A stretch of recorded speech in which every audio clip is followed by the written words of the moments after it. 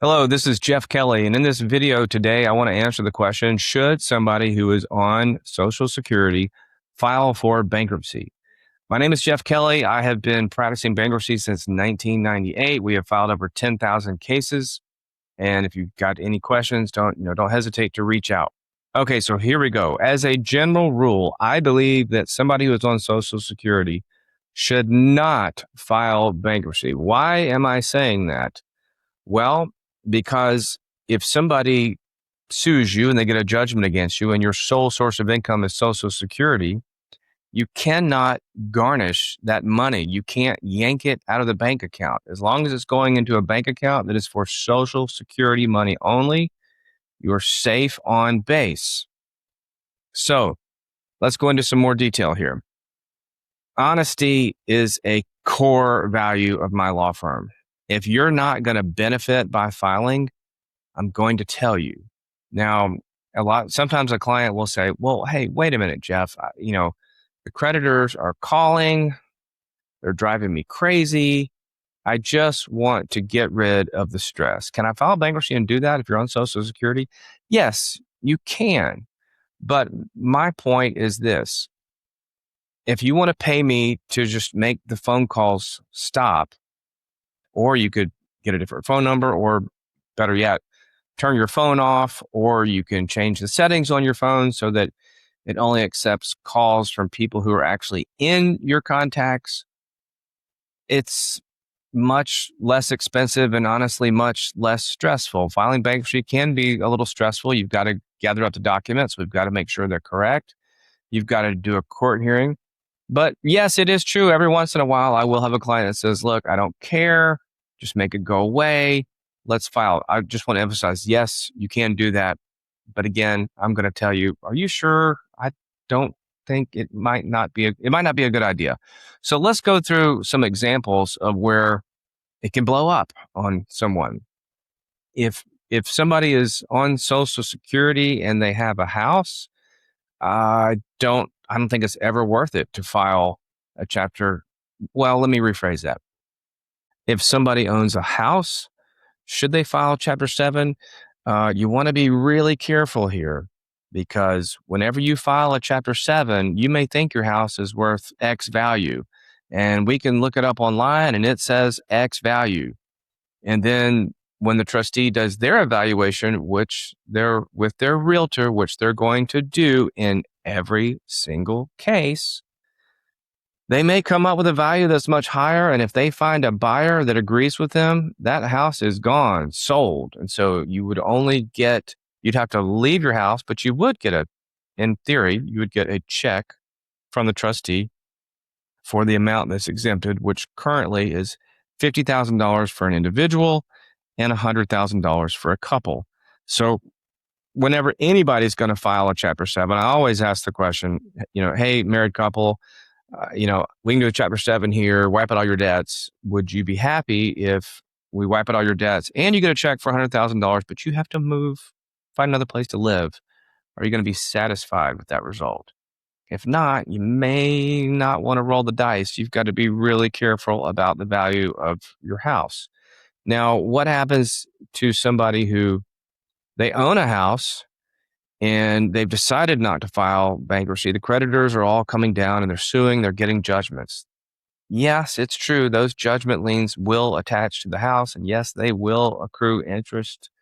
So it might be worth it, depending on the specifics of your situation, if you own a house, to file Chapter 13 or Chapter 7 if you are on Social Security.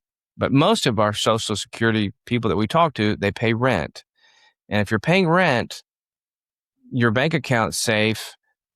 There's really no reason to file unless you're just wanting to get rid of the stress. So let me talk to you about, some cases I've seen through the years where a client did file just to get rid of the stress. They thought they had a term life insurance policy, and after filing, they found out that little amount that they had been paying was not term, but it turned out it's universal life insurance policy. Those has cash values. And, it's possible in a situation like that, there might not be enough wildcard exemption to protect the cash value of the term life insurance policy. So in that situation, if somebody goes into a Chapter 7 and they've got an unprotected asset like a term life insurance policy, they're going to have to surrender it to the trustee. They're going to take it, cash it, pay the creditors. Yes, the person gets a discharge. They don't have to worry about the stress of their creditors, but if they had just ignored them, they might have been able to just keep that money or put it toward a different use rather than surrendering it to creditors. So it is kind of dicey when you are on Social Security filing a bankruptcy case. Let me go through another very common scenario. When you have somebody who they've been working for many, many years, they've had no trouble making their mortgage payments, they've got some pretty decent amount of equity built up in the house, and now their only source of income is Social Security. And they're in a situation where they just cannot afford the future mortgage payments.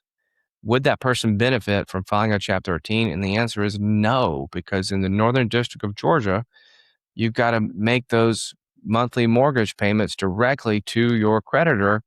And if you don't make them, you're going to end up losing the house. So in that particular situation, if the monthly bills are just too high, Chapter 13 doesn't lower your mortgage payment. It doesn't lower your electricity bill. It doesn't lower your food bill, your gas bill, your car maintenance. Those types of monthly things don't get eliminated. Medical bills, credit cards, yes, we can get rid of those. But there's a lot of people that we see who are just in a really tough, tight situation where they just want to squeeze every dime and eat, macaroni and cheese every night for dinner to try to stay in the house when they really need to sell it, because when they were working, everything was great. Now they're not working. They don't have the income to make the future mortgage payment. I don't recommend somebody file in that type of situation. Another scenario that pops up a lot is we see a lot of grandmothers and grandfathers who will co-sign for the purchase of a vehicle for a grandchild. By the way, don't do that. You can blame me. You can say Jeff Kelly banned me from being able to do that for the rest of my life. Don't co-sign for anybody. Don't do it. And the elderly person is left holding the bag because young grandchild is wild and free and can't afford to make the payments and keeps changing jobs every week. So what do you do in that situation? Let them sue you. Let them get their judgment. They can't garnish your Social Security. If you own a house, that's a little dicier. We might have to talk to you then. But if you rent, they're not going to be able to garnish your Social Security, and you're probably going to be safe. But let me give this disclaimer. Nothing in this video is intended as legal advice. If you want legal advice, you've got to talk to us. Talk to my staff and me, and me and my associate attorneys will give you legal advice. But you can't get legal advice from a video. This is just general information purposes. I want people to hopefully feel a sense of relief. I talk to a lot of elderly clients. There's so many that we talk to every week. And usually when I tell them, hey, did you know your Social Security is a protected stream of income and they can't take it, you're safe on base, they're, sigh of relief. Another question that I often get from elderly people is, well, if I don't file bankruptcy, they're going to put me in jail over this debt, right? No, they won't. God bless America. You can't go to jail for owing money to a creditor unless you've written a check and it bounces, or there's some type of fraud involved. But just basic, I owe you money for a medical bill, credit card, whatever. There's no way you're going to jail for that. So you can rest easy over that as well. I have a book that you can download for free on my website. If you go to kellycanhelp.com, I encourage you to download that. And if you have any questions, don't hesitate to reach out. Thank you so much. Have a great day.